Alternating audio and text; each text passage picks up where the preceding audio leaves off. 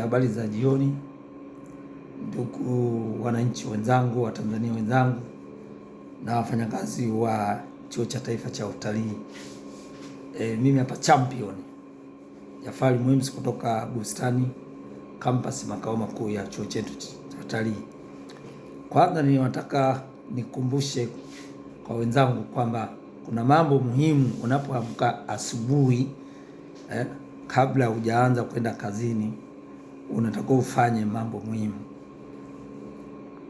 Na haya mambo ni mazuri sana kabla unapoamka, kabla hujaanza safari ya kwenda kazini, unatakiwa ufanye mambo hii. Kwa maana asubuhi, kama unafanya kazi asubuhi, kuna vitu ambavyo unatakiwa uvifanye. Kitu cha kwanza, amka mapema.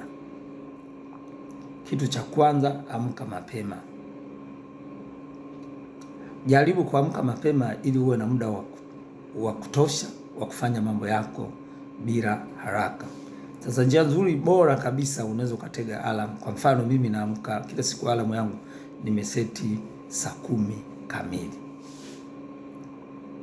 Na kuamka mapema kunakupa muda wa kutafakari mambo na kupanga siku yako na kujiandaa kisaikolojia kwa siku hiyo nzima.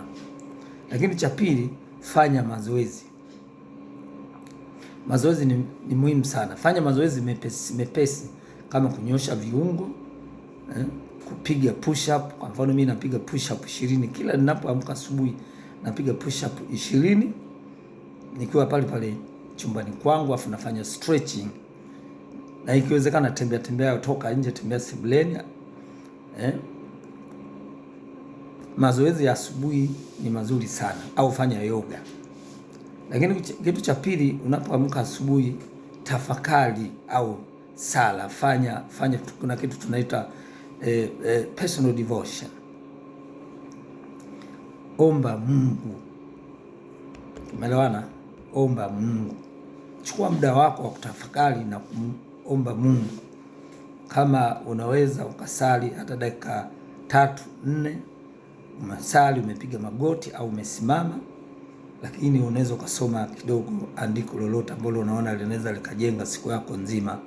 Na hii inakusaidia sana unaposali asubuhi, kutuliza akili yako, lakini vile vile kupunguza msongo wa mawazo na kuweka malengo yako ya siku yawe mazuri unapomshirikisha Mungu siku nzima. Hapo ninazungumza asubuhi, lakini mimi huwa naamka asubuhi. Kama nikipata nafasi saa 11 naanza safari yangu kuelekea kazini. Kabla sifika kazini na kwenda kusali kanisani, morning glory. Kwa hiyo ni vizuri sana kabla hujaanza kazi, unaamka asubuhi, umshirikishe Mungu katika mpango yako. Lakini baada ya kusali, kunywa maji. Fungua kifungua kinywa kwa kunywa maji. Maji hapa ninamaanisha maji ya vuguvugu. Kwa hiyo uwe na mazoea ya kunywa maji. Unaweza ukanywa maji nusu lita. Kabla hujapiga mswaki, unakunywa maji nusu lita. Yatakusaidia sana kwa afya yako ya kila siku. Lakini ikiwezekana, baada ya kupiga mswaki, unaweza ukala chakula chochote kidogo au vitu vya vitamini au matunda. Kwa mfano mimi huwa naweka juisi ya tango kwenye friji. Kwa baada ya kunywa maji ya vuguvugu, na kwenda kwenye friji, nachukua glasi moja ya juisi ya matango na kunywa. Kitu kingine, panga siku yako. Mipango, plan. Mara nyingi sana tumekuwa tumejisahau. Unapoamka asubuhi, unatakiwa unapotembea kwenda nyumbani utembee na dari.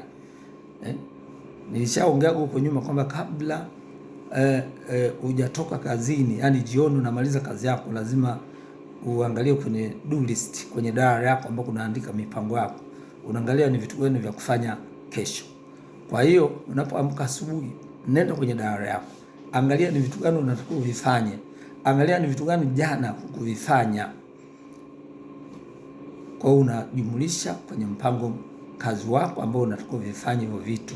Na hivi vitu hata vingine ambavyo umeviweka kwa baadaye, unaporudia kila siku visoma, ndivyo unajikumbusha kwamba kuna jambo fulani sikulifanya siku iliyopita, ili uweze kulifanyia mchakato kulifanya. Lakini kabla Kitu kingine muhimu sana kusoma vitabu. Bahati nzuri simu zetu hizi zina vitu vingi sana. Kwa hakikisha kwamba umedownload vitabu. Kuna site nyingi sana za motivation. Unafungua kidogo kwa muda huo unasoma mambo mbalimbali. Unaposoma vitabu mbalimbali unaboresha umakini na kuongeza misamiati. Unaboresha umakini na kuongeza misamiati mbalimbali. Kumbuke sisi ambao ni wakufunzi, walimu, tunatakiwa tuwe na misamiati mbalimbali tunapotoa mafunzo kwa wanafunzi wetu.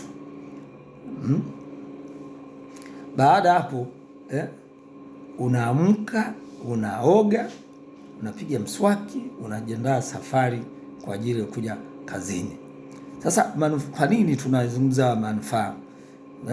Manufaa haya ya kufanya mambo haya yanatuletea, kwanza, kitu cha kwanza, inaongeza tija na umakini wa kazi zetu za kila siku. Lakini cha pili, hupunguza msongo wa mawazo. Ukishakuwa na msongo wa mawazo hutaweza kufanya kazi vizuri. Cha tatu, huboresha afya ya mwili wako na akili. Inaboresha afya ya mwili wako na akili. Ndio maana wanasema maji ya asubuhi ya vuguvugu ni tiba halisi, inatuliza akili yako. Lakini mwisho kabisa, kukupa hisia ya utulivu na furaha wa maisha yako. Kwa hiyo kwa leo, jioni ya leo, nimejaribu kuwakumbusha na kuongea na wenzangu tuweze kukumbuka tunapoamka asubuhi kuna vitu vya msingi vya kufanya kabla hujaanza safari kuelekea kazini. Niwatakie usiku mwema. Asante sana. Chao.